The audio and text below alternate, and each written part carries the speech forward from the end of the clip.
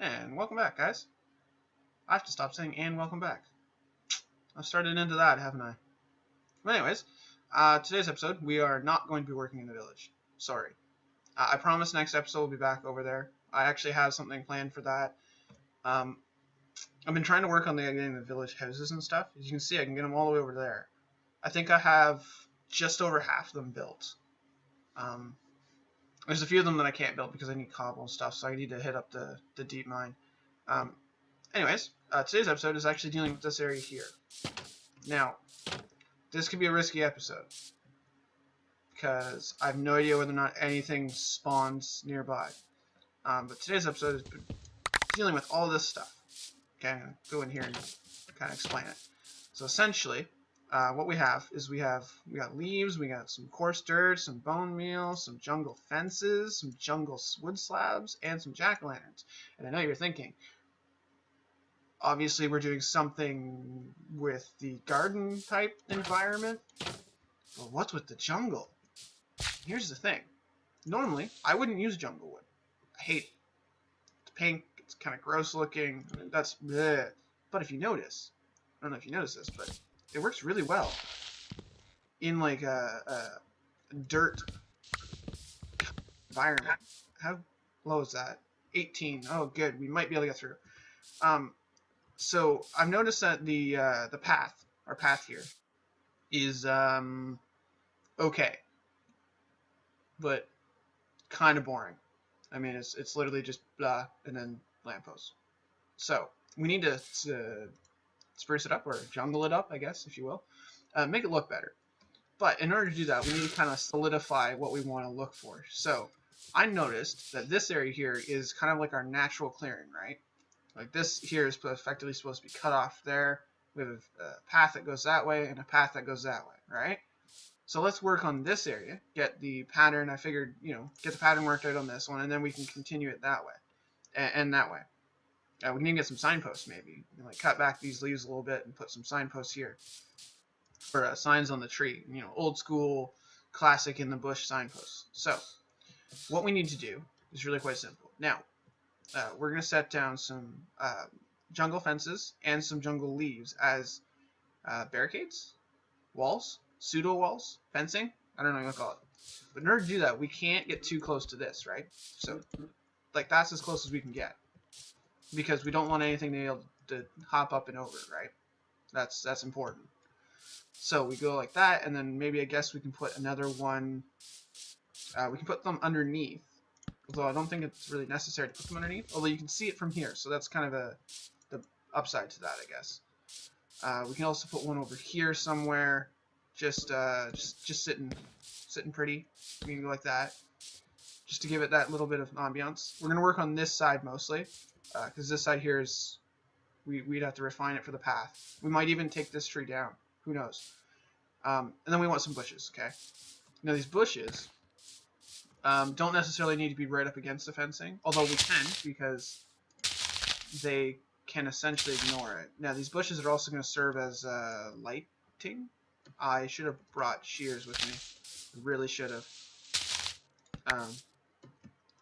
But essentially they're going to act as lighting, because that there, even if we put it on fancy graphics, will effectively bring light, okay?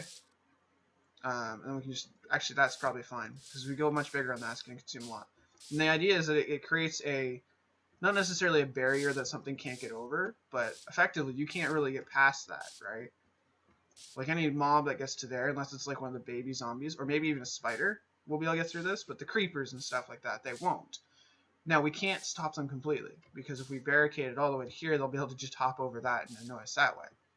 So, what we need to do, right, is essentially, this is the pattern. We put a fence in the front, and then those in the back, and then we light that up. The idea is to make it nice and thick looking. I don't know if that idea is coming through. I honestly don't know if my thoughts are coming through straight. I'm kind of winging it. So if we're going to do this, go ahead and break these. I shouldn't be breaking ferns, honestly, because they're ferns. Let's put another bush here. We'll carry the bush out. We're going to put the jack-o'-lantern in here. And we're going to cover it. Oh no, let's put it down one. Because beautifully, I keep forgetting that these leaf blocks aren't solid blocks, right? Bring that up to there, bring it over to there, just to give it that little bit of bush-like vibe. We can even go back further. Just put a bush. Doesn't necessarily need to have light, right? And it gives this bush, thick gardeny bush type feel to it. Matter of fact, we can even bring the bushes down here, right? So it looks like one big bush that's sprawled down, and we could put some sort of barricade, maybe, although we don't need it. Now, when it comes to the ground area, right? We have the coarse dirt, we have jack-lanterns, we have the leaves, so we're obviously going to be putting that into here. Like, we've already got a few in there, so we need to, you know, dig out a few spots and put some in there as well. Like, boom, you know, the jack-lanterns are pretty simple, pretty straightforward. We've done it 1.5 million times, just getting the light down, so that, you know, things don't necessarily spawn directly in here. Now, things can wander in, okay? That's gonna happen, no matter how hard you try. Unless you set up, like, some serious anti-mob things. But I'm not really worried about that. This isn't really my zone. It's sort of kind of decorated, but it's not really my controlled area. That area inside is. Now, once again, we're going to be doing the path very similar. We're going to have some coarse dirt every once in a while. I'm actually thinking of increasing the amount of coarse dirt. It would make more sense to me. Because it looks really nice. That's a very, very odd pattern choice, I guess. Let's pop this one out, and we'll put one that way. And then we'll bring that back in here, just to make it so it's not so double line straightforward. We can even bring it out over here, because the idea is that this entire area is like one big clearing that's been trampled. So this is our clearing that's been trampled, so all of this needs to have the same kind of treatment. And then, to go one step further, I've noticed a few things about steps. Now we're going to go over to the path for a second here. This looks like a very kind of temporary, I just kind of whipped it out in 5 minutes, which honestly is pretty accurate. But it's not all that easy to get up. You have to jump and stuff like that. So the idea would be to use the slabs, right? Place down a couple slabs, and they look pretty good. The jungle wood, for some reason, looks really good with this brown, dirty kind of look to it. Building with the jungle slabs, like just freestanding, it's kind of ugh. But when you combine it with the dirt blocks, it actually looks appropriate. It kind of looks like weathered wood that's been trampled on, it's been gotten dirty because of people walking over dirt paths and stuff, right? So the idea would be to set that up like this. You might even put one there, just covering it, but that would cover up that. We could put another couple along here, and then another couple here, right? And it just creates, oh, that's a path. Somebody built that. It's not just, you know, 5 minutes of me, you know, putting just down path blocks. Now, we're veering a little bit from the clearing, but this area here, I've yet to light up underneath, so there's probably some hostile things spawning. I actually want to make this into a little offshoot, so I figure we'll do the same pattern of like walling this, essentially, sort of kind of walling this, and I want to build a proper way down, not just this green monstrosity of dirt. But anyways, back to the clearing. The clearing. Okay, so now we've gotten this side, which is the forest side. Okay, this side here is also path side. It has the same forested treatment, so we can go ahead and do that as well. Just figuring out where to put them, you know, just a few type of barricade type things. It's getting night, so I'm gonna rush inside and sleep. Convenience of the house is we can jump up and over. Was not originally designed that way, just to put you out. Designed for appearance. I do love this house. It's very nice. You can only sleep at night. There we go. Ah, look, screenshots. That's from the last episode. See, another thing is, when we do this stuff, like, we get the clearing all done, this area is going to dramatically change. Also, that thing up there, that tower, I never use it, and I'm not sure I'm going to leave it there. Let me know in like the comments, like just a little bit of feedback, whether or not anyone's severely attached to it or something. Because honestly, I'd like to tear it down. Not that anyone really leaves any comments, anyways, but you never know. So going out here, we're getting a little bit close to the wild environment. And I don't know how this path's going to go. Like, I'll probably end up doing some terraforming to make that path a little bit smoother transition. But anyways, so we do that. There's a lamppost here. Okay. Now, the beautiful thing about the lamppost is we need to decide is, do we want it solid by itself, or do we care if we cover portions of it to give it more of a grown-in look? Because honestly, that doesn't bother me that much, especially if we bring it down. It just kind of looks like it's been grown in place. It also allows us to thicken this area up a bit, just to give it that extra oomph, right? So we'll drop that. We'll put one there. We'll put this on top. We can even leave that one empty, just to give it like that extra little thickening feel. Now, this wall here is where things get interesting. Okay, because this is obviously going to have the stone brick and stuff bricked in, so it's going to be more or less appropriate. But we can't put anything up against it, because if we do, things can hop over it.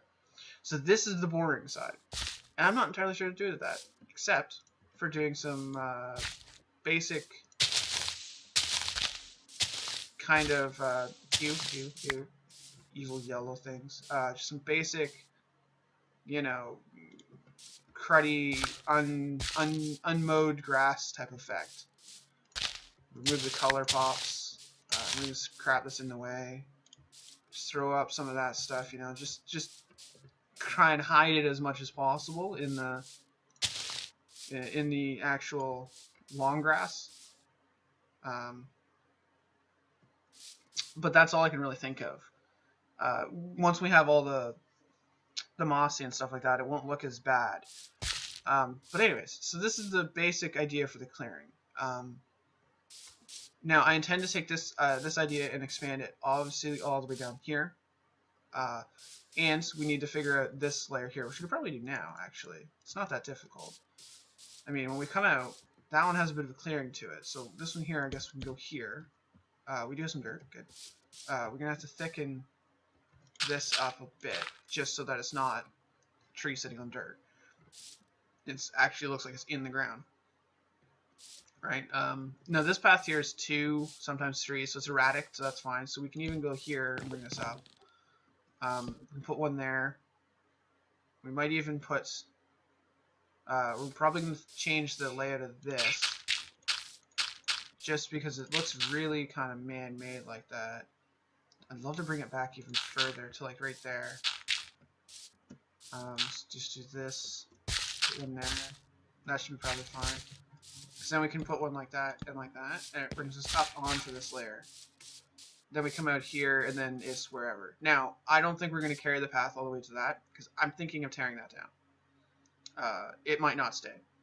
I don't use it. It's supposed to be for hunting Enderman. It didn't really work the way it was supposed to.